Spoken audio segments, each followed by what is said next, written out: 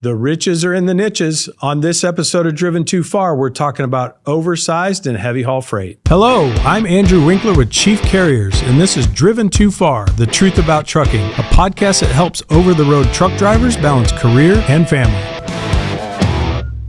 Hey, welcome back to Driven Too Far. On today's episode, we're going to talk about a little corner of the flatbed trucking industry that's not only surviving, it's actually thriving. While reefer, van, even standard flatbed loads seem to be flat and struggling, there's actually one segment of the industry that's kind of bucking those trends, and that's oversized and heavy haul freight. And if you're like any other driver I know, you're always trying to figure out a way to make more money in this business. That's been really hard here over the last couple of years with everything has been so flat. You might still be getting raises from your company, but I can guarantee you from my point of view and my side of the business, that's been a real struggle. We've done everything we can to kind of keep our drivers whole, make sure the drivers aren't feeling the sluggishness and the economy the way it is. But, you know, when you think about, you get into specialty hauls and specialty freight, there's an avenue there, if you're willing to do that kind of work, that can actually really increase your pay as a driver. When we think about oversized type freight, you know, what are you actually moving? It's closely tied to things like infrastructure, manufacturing, agriculture. Now, ag has probably not been the hottest thing lately. I've seen some of that start to slide off, but geez, just driving in today to the studio, I felt like the amount of construction projects on, whether it be on the interstate or the inner cities, whatever, the construction is still going crazy and it's been strong.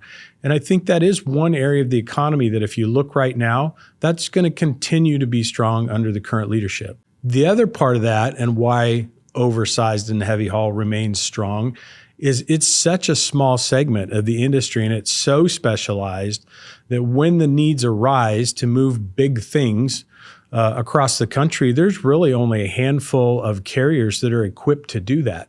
So when there's not a lot of competition, that really allows that carrier to kind of name their rates in a lot of ways. There certainly is some kind of manufacturing out there where they may have steady type oversized, over length, overweight type loads.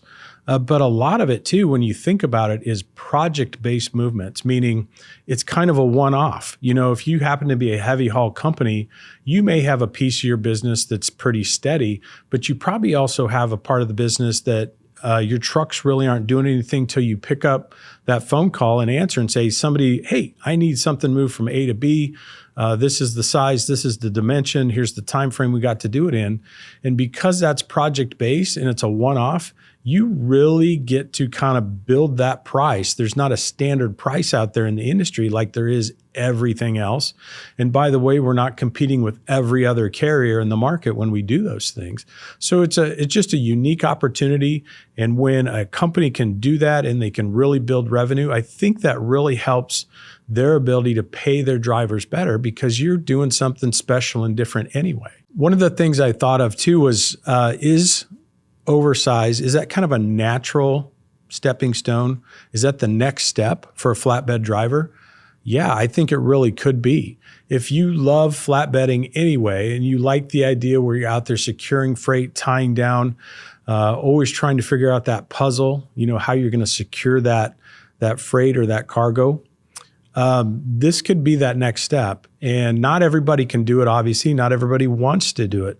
When you think about what you're moving, all of a sudden you're over width, you're over dimension. You have to take extra precautions, and whether it be through routing, maybe you have to have pilot cars, stuff like that. Maybe it's going to take a lot longer to make that trip from A to B than it would be in a standard flatbed or standard van reefer type trailer, because the routing has to be so thought out. You're only allowed to operate certain hours of the day. You certainly are not going to move oversized freight after dark. So maybe you're wondering, how do I break into oversized? If that's my desire, I want to try it. I've been flatbedding for years, and I think I would like to try something different where I can make more money. Well, recently I talked to a small owner And I was curious about it. I didn't have a ton of experience behind it either. So I wanted to learn how that progressed. How did you get into heavy haul, by the way? And his story really started out with, he was in construction, had his own small construction company, and he had his own truck to move his own equipment around. And what happened was he would occasionally get a call from a buddy or something like that. Hey, I need your flatbed, or I need your landau or whatever it is to help me move this equipment to here. Can you do that? So he started doing that as kind of a side gig. And before you knew it, it started to grow. He started to get more calls. Construction at the time was probably more of a headache than he wanted. So he thought, maybe this trucking, maybe this heavy haul stuff, there's something to it. So then he committed to that. He was operating the truck, and then he found a job where the truck could be used in the evening or at nights on certain construction sites. So now all of a sudden he's got one truck that's essentially moving around the clock. So it starts ticking and it starts building for him. He hired another driver to do the night shift. Then pretty soon he's got 2 trucks, 3 trucks, et cetera, et cetera. Now he's only running 15 trucks, I think he said at this time. But when he shared his revenue with me, I thought that was really interesting. So he said 15 trucks. Last year, he was right at $8 million in revenue. When you do the math, that's almost double what a regular flatbed carrier does. I talked to him a little bit about, what's the biggest stuff you've ever moved? And he didn't really, when I asked him about the difficulty of stuff, it wasn't so much the large, huge things you would have thought. He actually talked about something that was made of fiberglass or maybe carbon fiber or something like that. And it was more delicate than anything. So it wasn't heavy. It wasn't about that. It happened to be something that was really long, needed a stretch trailer. But the idea of whatever the value of that piece of equipment was and something happening to it while in transit, he said that was really probably the most stressful piece of equipment or move that he'd ever done. They had to be so careful with it. Obviously, it couldn't touch anything, couldn't hit tree branches. Got to make all these corners and things like that. So I thought that was interesting. When I thought he would have said his most difficult thing was something super heavy that required, a ton of axles under the trailer. But that's what he said. He said it wasn't necessarily the weight. It was more about the delicacy of the particular freight. So you're a company guy, and where do you go? How do you get started in if you're interested? There are a few larger companies out there that do get into heavy haul or have a heavy haul division. I think that's where I would probably start. Maybe you started in their flatbed division with the idea of moving into heavy haul. You got to talk to them. What does it take for me to go from a flatbed guy with 10 years experience and no experience in heavy haul? How do I get into that? Do you have a path for me that could help me get into that? And I'm going to say they probably will. They're absolutely going to take somebody with your kind of experience in flatbedding because you've already figured out how to secure and tie down those things. Now you're just going bigger. You're going over dimensional. But it starts with small stuff. So even this guy I talked to, he said, I didn't jump right in and just start moving huge stuff. He said it was small stuff. It wasn't very big. And you just slowly gain that experience. He said a lot of time you don't even have a game plan. They just tell you what it is and you say yes, and then you try to figure it out. So that was kind of his approach to it. But he also said, if you make some friends in the industry or this part of the business, there's a lot of tribal knowledge in heavy haul. So if you can find somebody with the experience, and in this case, if you're going to work for a company, obviously they've got veterans in the business that are going to do the training and help you along. But that's the best way to do it.